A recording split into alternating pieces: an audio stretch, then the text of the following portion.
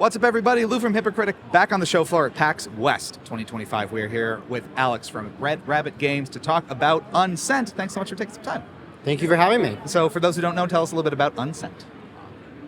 So Unsent is a whimsical 3D platformer set in the regulatory realm, which is an alternate dimension where human beliefs are carried out in tiny bureaucracies.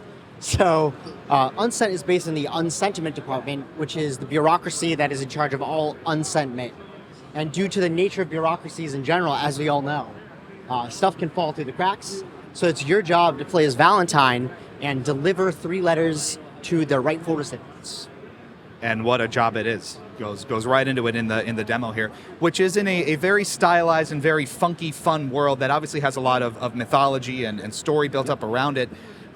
Before we get to the mechanics of it, just crafting that sort of world in general, that level of detail that's required, the unique look of it, all the sort of story beats that go along with it. Can you talk about building something like that from the ground up and how much work and effort it takes to create a convincing alternate kind of world like this?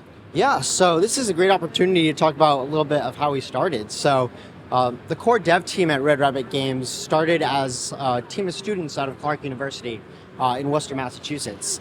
And this project was a accumulation of 3 different thesis projects for a bunch of master's students at Clark. So our level designer was doing a master's on designing levels. Our creative director was doing a master's on how environment art can influence a story. So a big part of our design process before we even started building the game was establishing what we want the environment to look like and how that is going to support the story that we're trying to tell. So we put a lot of effort into creating a very unique art style that kind of absorbs you into this alternate worlds and immerses you in the story throughout the entire game. And it shows immediately when you're going into the demo, and so much character in it, and there's a lot of humor in the writing. Obviously, even the little dialogue boxes that you get with all the cute little sound effects and the characters kind of talking to each other, very well realized, I think. Can you talk a little bit about finding the game's kind of specific personality through that character design, through the world building, through even those little touches like the sounds you hear during dialogue? Yeah, so we're lucky to work with a bunch of very talented team members who are both students and contractors. From all around the world. We have contractors all over the United States. But to establish this very unique kind of story and plot and narrative structure, we really kind of went at it from a pseudo-comedic lens. We wanted the characters to be expressive and funny and like act as they look. So you can just look at a character and kind of tell what their deal is. Like, I know you talked about Signface earlier, and he's just kind of a weird dude. And that's very visual by the jerky movements that he has and the very unnatural way that he just goes about doing his own things. And it does seem very thoughtful with all those little touches like we were saying.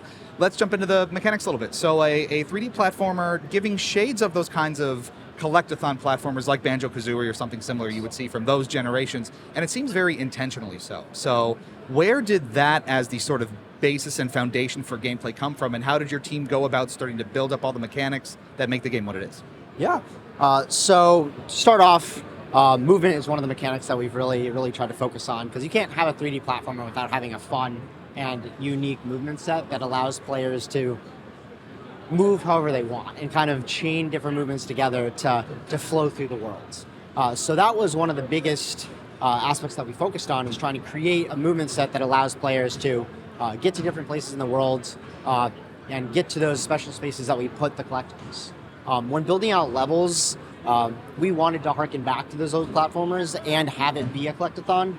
We have an amazing 2D artist that makes all the stamps in the game, which we obviously want to show off. So the more we can put in, the more the player can experience that cool art and kind of learn more about the world through that. Because the stamps in our game are showcases of different aspects of the Unsentiment department and the regulatory realm at large, and kind of gives you more information about the different characters, events, and entities that live in that world. With the coins as well, we have a shop. Scamule, you met him. He's also a weird character. He wants to take all your money, but that gives an incentive for players to move around and collect more and more so they can buy themselves and end up looking really cool as Peppermint's Valentine.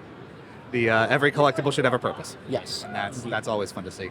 Now, in terms of nailing down what makes it a good platform, right? Obviously the mechanics are super important, level design, Yeah. how all of those disparate elements mesh together in the moment-to-moment gameplay. So from your perspective and from the team's perspective, what are some of those core elements and what's some of that execution that goes into making a platformer fun and satisfying and enjoyable for players?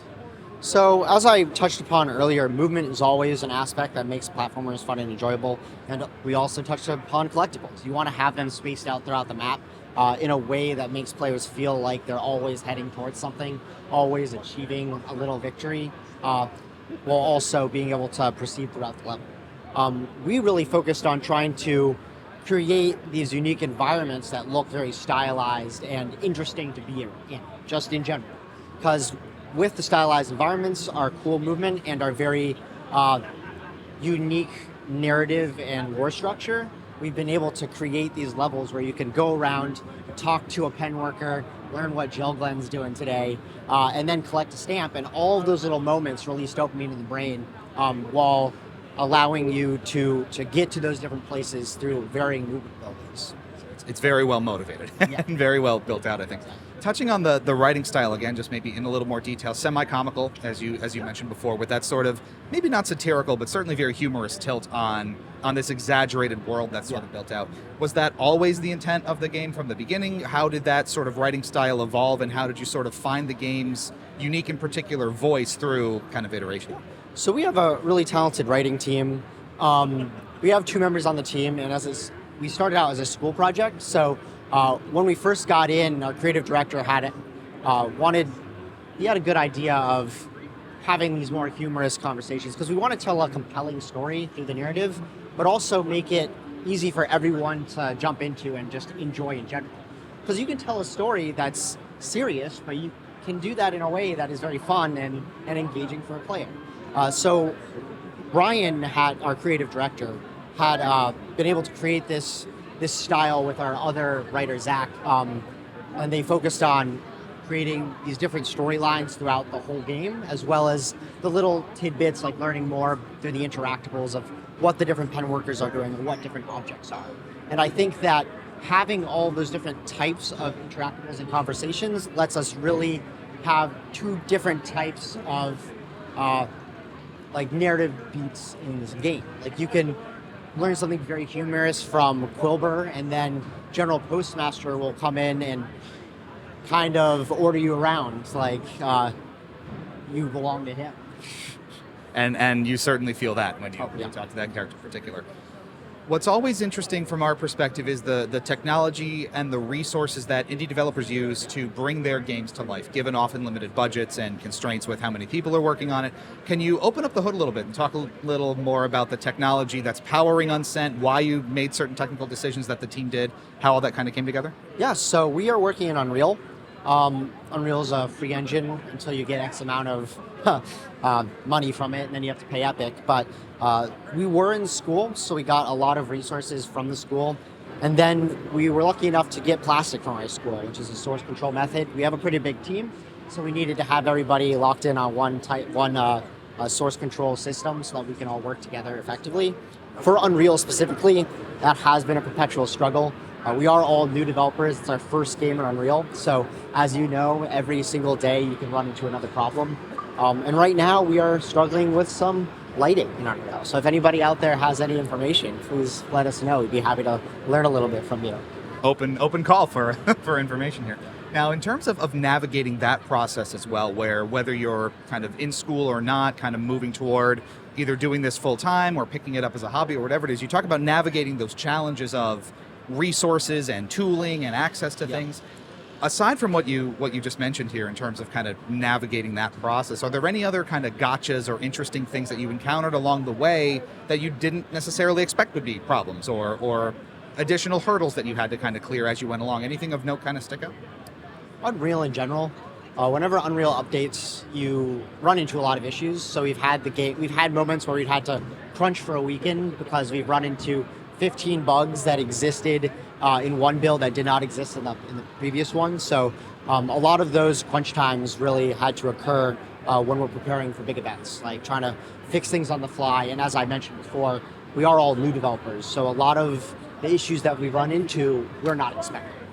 So we have to put in the effort to be able to troubleshoot and fix those problems as we're trying to meet deadlines, which coming out of school is a lot harder since we have actual concrete deadlines. And that's part of the learning process. Like, we're going to get this game done, and when we move into our second game, we'll learn from a lot of these things and be able to scope our game out in a way that we are definitely able to complete it in the amount of time that we have to do. Game dev is hard, folks. It is.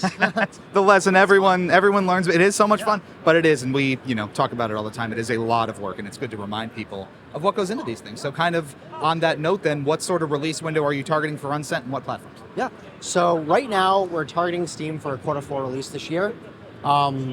We are talking to Sony and Xbox. We've had conversations with them, but we want to try to rationalize the dev cost time of being able to port. So I think we're going to aim for a Steam release where we're going to see if people like the game, learn more about our player base, and then if enough people do enjoy it, we will put in that time and effort to port to different platforms. Because obviously it's something we'll be doing for the first time too. So right. I mean, that process is important. Learnings as you go. Absolutely. Well, we'd love to be on Switch, but that's, as we all know, that's very hard to accommodate. One step at a time.